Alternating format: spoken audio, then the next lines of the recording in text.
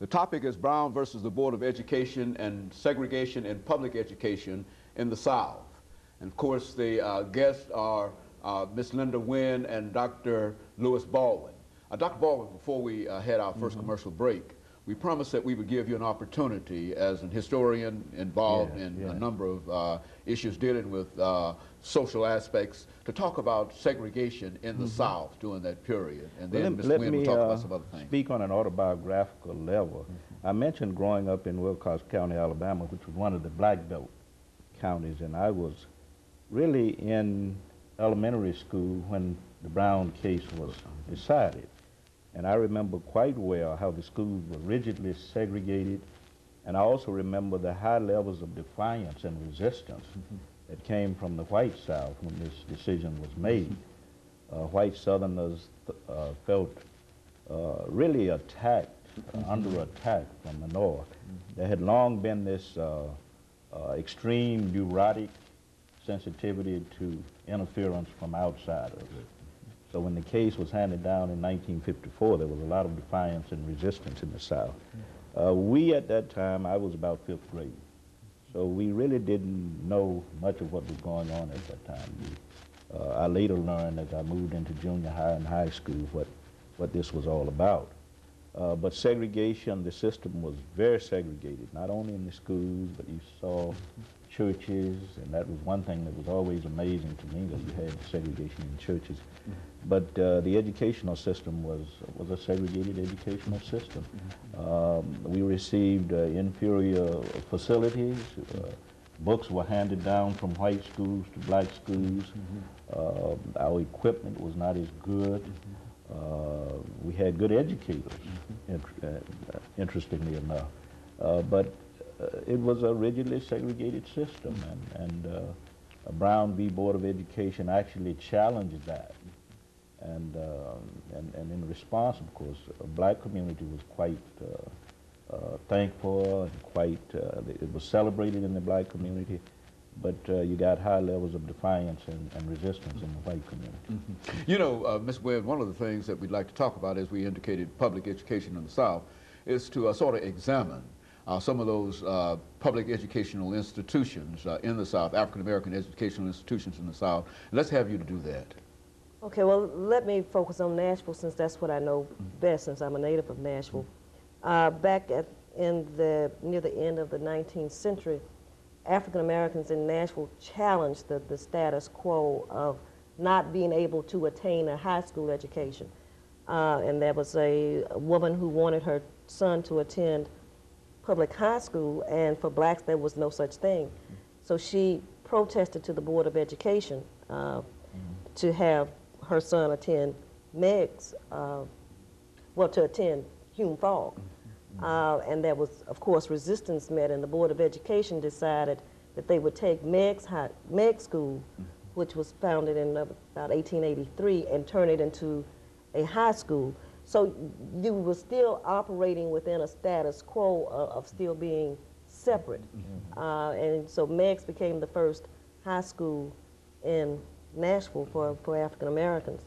Later on, the board decided to close Meg's as a high school and transfer its high school department to Pearl High School, which is a school that most African Americans in Nashville can identify from my generation back. It was the school to attend. And you know, people here in Nashville still hold very close and dear ties to Pearl High School. As a matter of fact, a couple of years back, Martin Luther King, the name was changed back to Martin Luther King at Pearl High School. So you can see the endurance of that school within the psyche of the African American community in Nashville. You know, during the years that I attended Pearl, which was after Brown versus Board, and it was still segregated, I'm not so sure that we really realized that we were receiving an inferior education. Pearl High School had a national reputation. It ranked with Dunbar in Washington. Many of the teachers at Pearl had master's degrees and above, and they instilled in their students, you know, that we were somebody way before Jesse Jackson coined the phrase, I am somebody. And we were expected to go on and to excel in whatever endeavors we decided to enter. There was never a doubt among, you know, most of the students that I knew that, you know, after high school, you were going to college. You know, and when I look at the community in which Pearl was located, you had a elementary school, Head School. So, you know, students there could receive their elementary education at Head.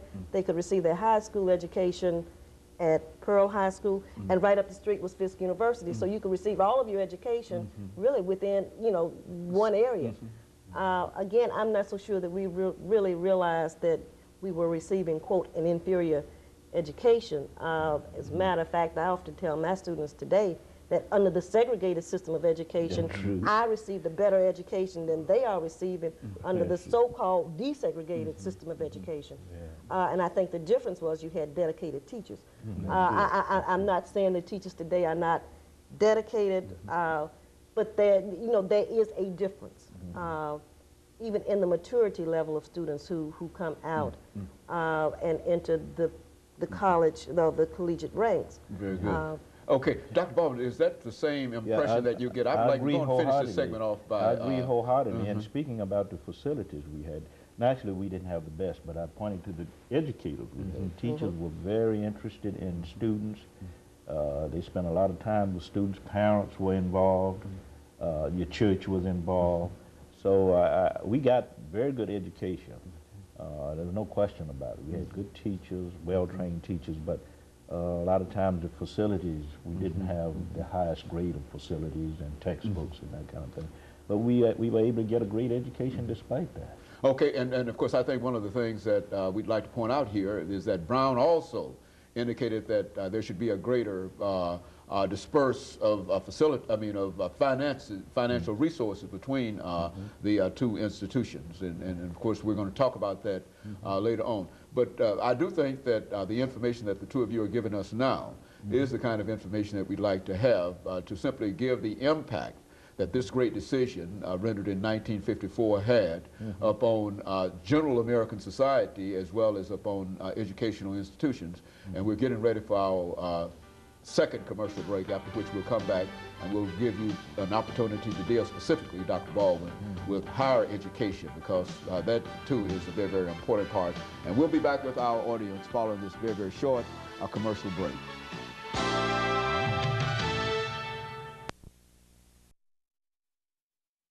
The topic is Brown versus